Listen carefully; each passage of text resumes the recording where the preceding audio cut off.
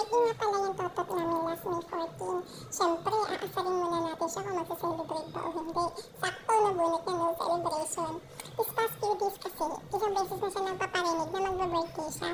Sabi ko, wala akong pake. So we decided, hindi na kami maghanda sa bahay kasi kulang lagi yung lumpia sa pamilya namin, day.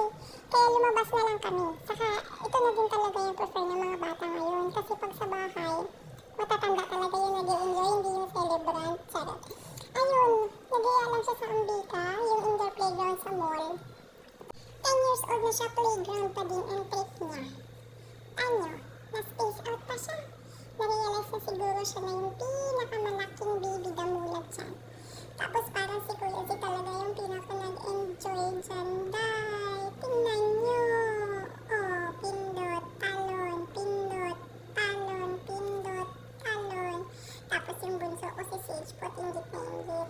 Tanaw na tanaw lang siya sa kuya niya.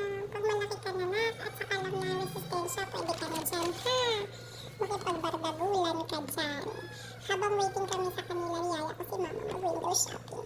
Tapos gabi, tuwang-tuwa kami ni Miko kasi nung tinanong siya, saan niya gusto kumain. Day, food court lang ang sagot. Talaga namang ang laki ng itinipid namin. Tapos yun, after dinner, dumaan din kami sa arcade. Inubos yung mabibigat na barya sa wallet. Mukha naman nag-enjoy ang totot namin.